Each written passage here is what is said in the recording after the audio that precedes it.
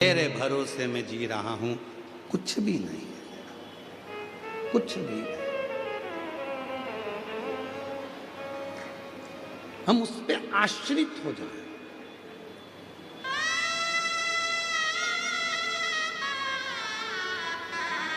कितना कृपालु होगा जरा सोचिएगा मेरे देवाधिदेव महादेव।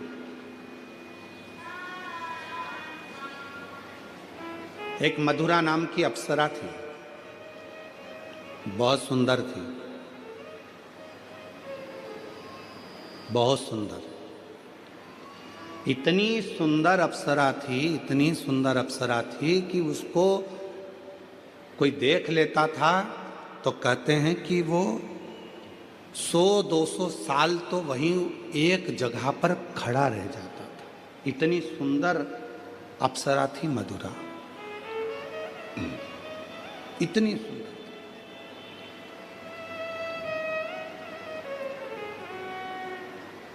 एक बार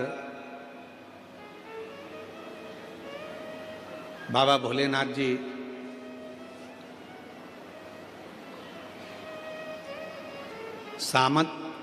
समाधि में लीन थे, साधना में लीन थे। बहुत तेज जलवृष्टि हो गई, बहुत तेज।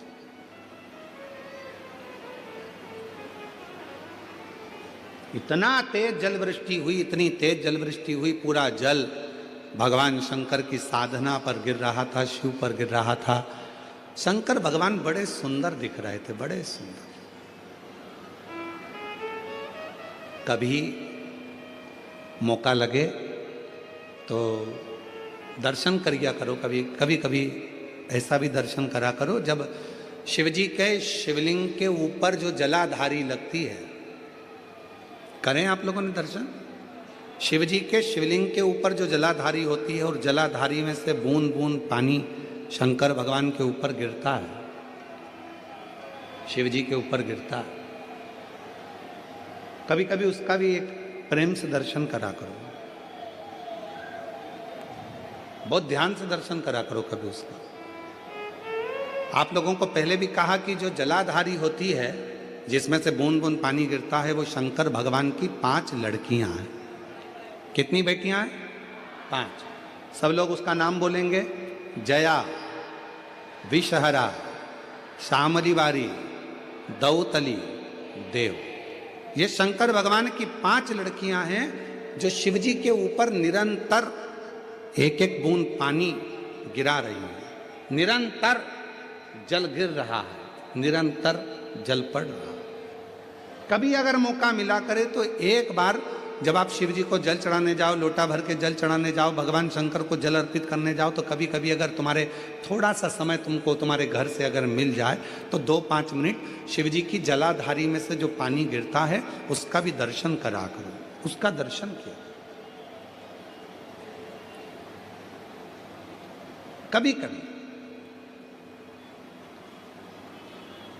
और यहां तक शिवपुराण कहती है, जलाधारी में से जब पानी गिर रहा हो और भगवान तुम्हारे हाथ में अगर कोई बेलपत्री का पत्ता हो, नहीं हो तो मंदिर की बेलपत्र जो चढ़ी चढ़ाई हो वो भी अगर आपने शिवलिंग पर चढ़ा दी और थोड़ी देर बैठ गए और बूंद बूंद पानी उस पर से गिर रहा है, थोड़ी देर वो जया, विषहरा, शामली बारी, दौतली, देव, वो बूंद बूंद पानी उसमें से गिर रहा है, उसको गिरने दो।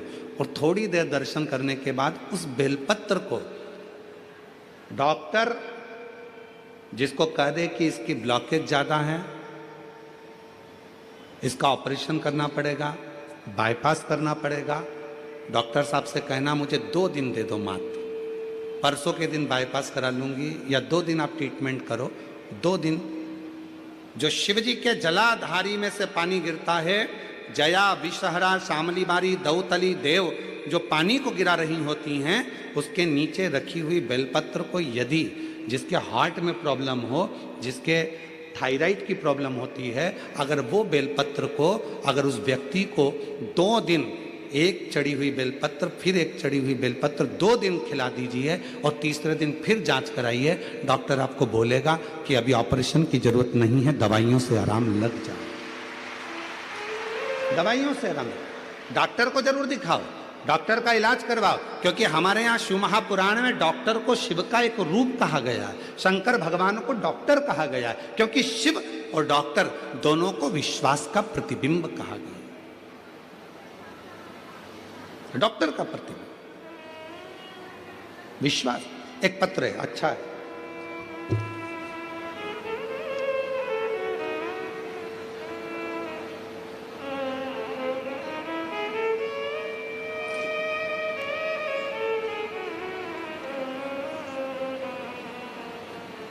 उपासना है, ये शिव की साधना है, ये शिव की कृपा है, ये करुणा है,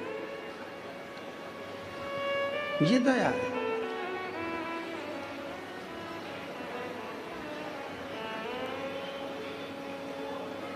किस विश्वास के साथ आप आए हैं?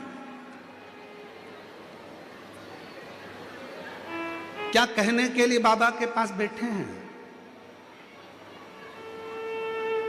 तुम्हारी मुंबई में बहुत कथा होती होगी, बहुत इवेंट होते होंगे, पर याद रखना, ना तो ये कथा है और ना ये इवेंट है। यहाँ तो जितनी बेटियां और जितने बेटे आए हैं वो अपने पिता से, देवाधिदेव महादेव से बात करने के लिए आए हैं, अपने बाप से मिलने के लिए। वो अपने पिता से मिलने के लिए आए, अपने दिल का भाव कहने के लिए आए। ये इवेंट नहीं है, ये बाबा का घर है, ये बाबा का दर है। कहते हैं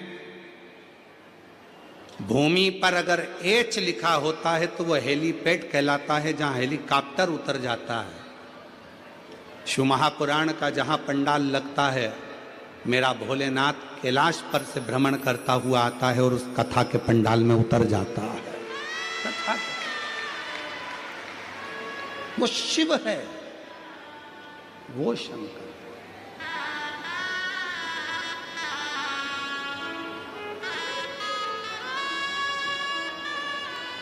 और मेरे भोले तेरा सहारा है,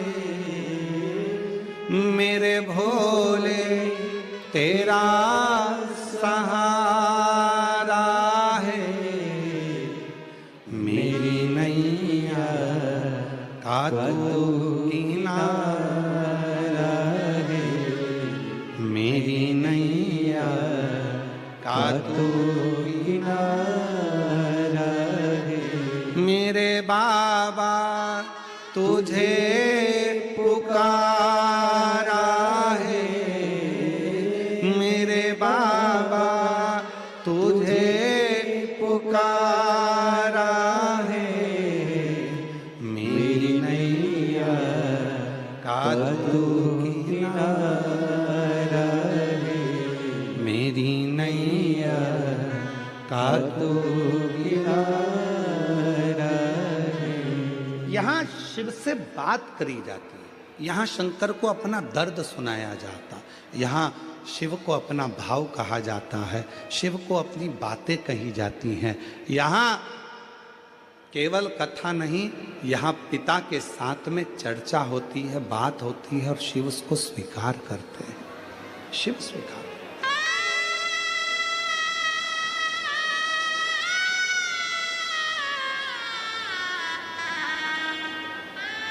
आप में से कितनी माताएं हैं जो सब्जी बनाती हैं रोज, अपने अपने घर में जो सब्जी बनाती हैं? सब बनाती हो? ठीक है। सब्जी इतनी बनाना है तो बघार भी क्या इतना ही बनाओगे? चमके तो बोलो नहीं। बघार कितना सा बनाओगे? इतनी दाल है, मालूम पड़े एक किलो तुमने दाल बनाई, 1 किलो आलू की सब्जी बनाई, तो उसमें बघार कितना डालोगे? थोड़ी सी राई, थोड़ी सी जीरा, थोड़ा सा तेल, थोड़ा सा नमक, थोड़ी सी मिर्ची, थोड़ा सा हरा धना, ये सब पिसा धना, गरम मसाला, थोड़ा सा। दाल 1 किलो है, बघार थोड़ा सा। शिव महापुराण की कथा भी ये कहती है जीवन बहुत बड़ा है, शिव महापुराण की कथा बहुत छोटा सा बगार है। अगर अपनी जिंदगी में स्वाद चाहते हो, दाल में स्वाद कब आएगा? जब उसमें थोड़ा सा बगार लग जाएगा। अपनी जिंदगी में उन्नति कब पाओगे? जब आप 5 या 7 दिन शिव महापुराण की कथा में जाकर बैठ जाओ। ये बगार है, थोड़ा सा बगार है ये अपनी जिंदगी को संवारने का। ये छोटा सा थोड़ा सा बगार है अपने जीवन को श्रेष्ठ बनाने का। थोड़ा सा बगार, उसमें श्रेष्ठता है, उसमें सुख का अनुभव होगा, उसमें आनंद का अनुभव होगा। आ जाइए, आ जाओ। उससे प्रार्थना करें, निवेदन करें। सती मां शिव जी से कह रहे, वर्णन आया एक मधुरा नाम की अप्सरा, इतनी सुंदर, इतनी सुंदर, शिव जी के ऊपर जल गिर रहा था और मधुरा उनको खड़ी होकर देख रही थी।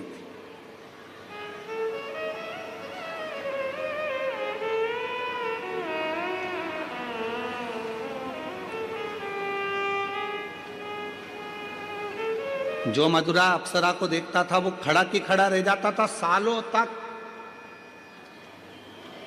पर शिवजी के सामने मधुरा अप्सरा पहुंची, पर भगवान देवाधिदेव महादेव ने अपने नेत्र तक नहीं खोले। भगवान शंकर नेत्र नहीं खोले।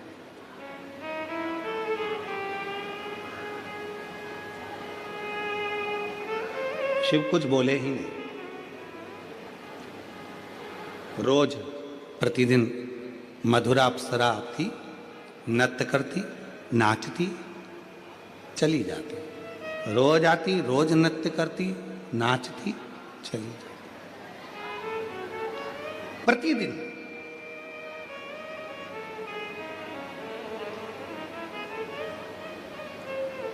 अब एक दिन मधुरा अप्सरा ने बड़ा गलत कृत्य कर दिया। शिव जी के जहां भगवान भोलेनाथ बैठकर तप साधना कर रहे थे, उन्हीं की गोद में जाकर मधुरा अप्सरा बैठने लगी। उन्हीं की गोद, उनकी गोद।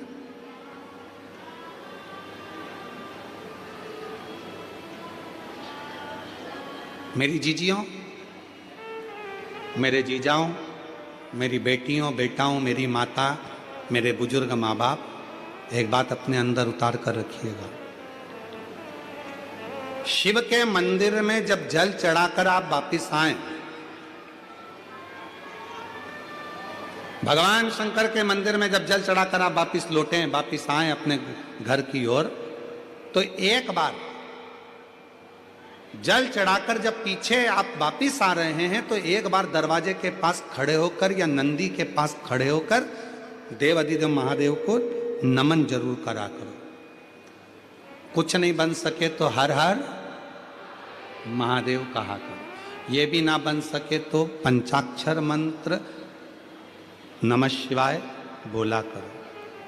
षडाक्षर मंत्र ओम नमः शिवाय बोला करो। ये भी ना बने तो श्री शिवाय नमस्तुभ्यम बोला करो। बोला करो। क्यों? हो सकता है हमारे पूजन में, हमारी अर्चना में, हमारी साधना में, हमारी आराधना में, भगवान की आराधना में, जल चढ़ाने में, पूजन करने में, कोई भगवान का भजन करने में कोई कमी रह गई हो, तो हम चलते चलते, जैसे आप लोग जब जाते हो तो जाते जाते कहते ना, भैया अगर कुछ कहने में गलती हुई हो तो क्षमा करना भैया, हम आपसे हाथ जोड़।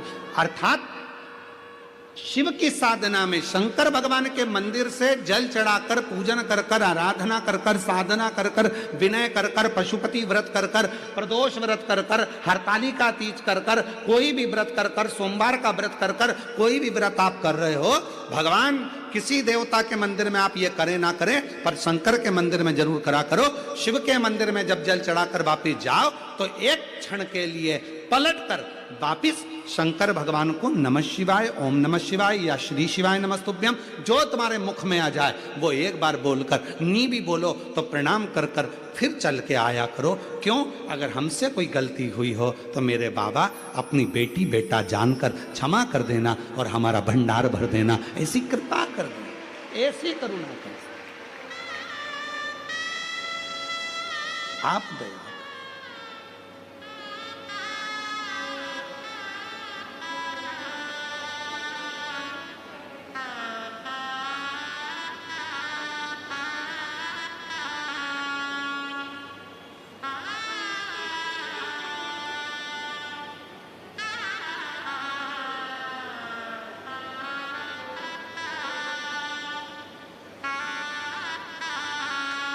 फिर शिव आएगा। जब आप नमन कर कर, प्रार्थना कर कर, विनय कर कर जाओगे तो फिर आएगा।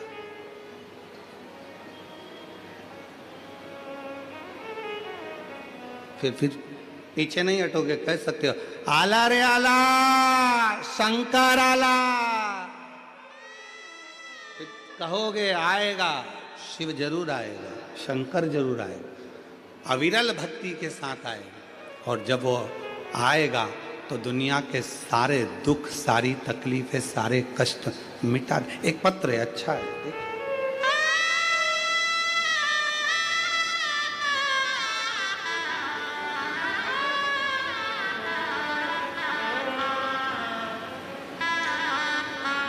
मैं राधा चौरसिया, मेरे पति का नाम अजय चौरसिया, मैं नेरुक निवासी हूँ, मुंबई में रहती हूँ। एक लोटे जल का वर्णन करना चाहती हूँ। कहीं बैठी हो राधा चौरसिया, पति अजय चौरसिया, आप ही हैं? आ जाओ, एक बेलपत्र लेकर जाना। बच्चा आया है साथ में तो उसको लेकर आइएगा। मैं राधा चौरसिया, मेरे पति का नाम अजय चौरसिया, मैं नेरुक के निवासी हूँ, मुंबई में रहती हूँ। एक लोटे जल का मैं वर्णन करना चाहती हूँ। मेरी शादी को 15 साल हो गए थे, औलाद का सुख नहीं था। 2022 में मेरी मम्मी ने आपके कथा के बारे में बताया था। आपने जिस तरह बताया था एक लोटा जल सारी समस्या का हल, तो मैंने वैसा ही किया और मैंने सफेद आंकड़े की जड़ का उपाय भी किया।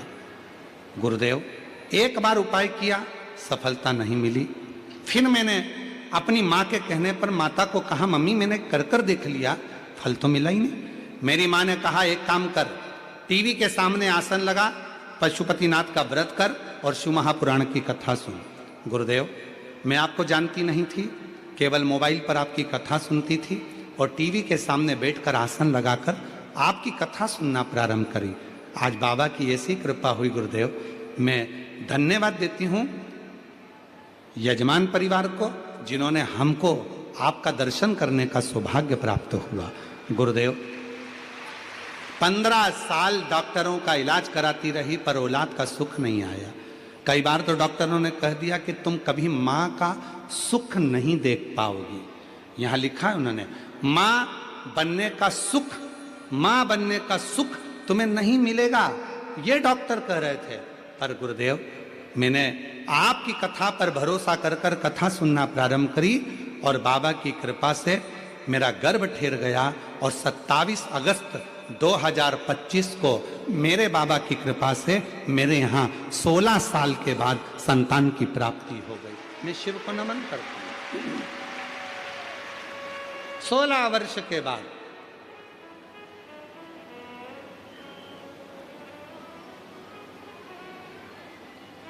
एक लाइन अच्छी लिखी है, अरे लुटा दिया भंडार काशी वाले,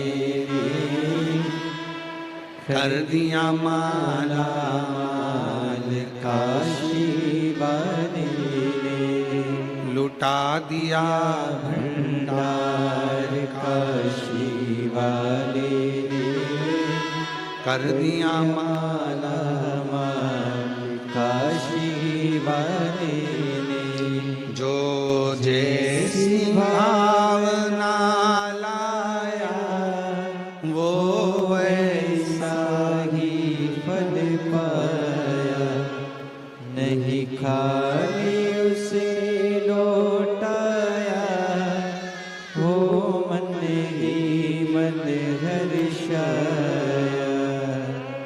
कर दिया माला माल काशी वाले ने, लुटा दिया भंडार काशी वाले ने, लुटा दिया भंडार काशी वाले ने, कर दिया माला माल काशी वाले ने। शिव की आराधना से भगवान शंकर की कृपा और उसकी साधना से क्या नहीं मिल सकता, क्या प्राप्त नहीं हो सकता।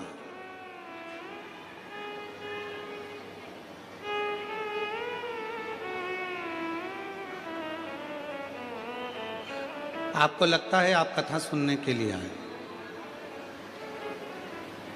आपको लगता है कि आप कथा श्रवण करने के लिए आए, पर हमें नहीं लगता कि आप कथा सुनने के लिए आए।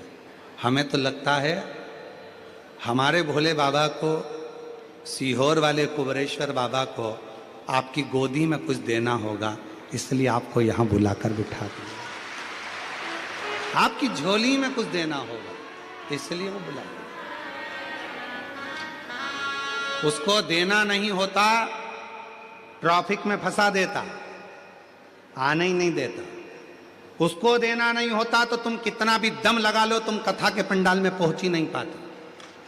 कितना ही दम लगा लेना, पहुंच नहीं सकते। उसको नहीं देना होता तो वो तुमको यहां तक पहुंचने भी नहीं देता, आसपास कॉलोनी में घुमाता रहता और 2 बजे से 5 बजे का पूरा समय निकाल देता।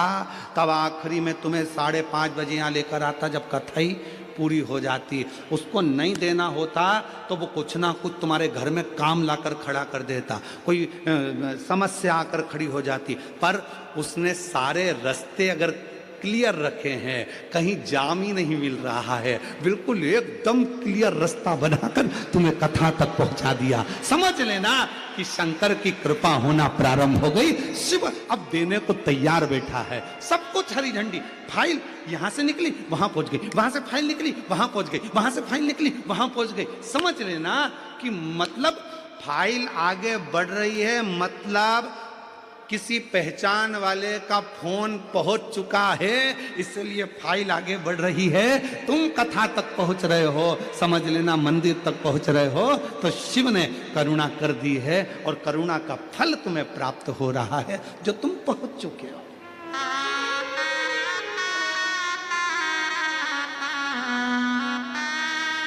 वो उसकी कृपा। बोल बम का नारा है, सारी समस्या का हल। श्री शिवाय।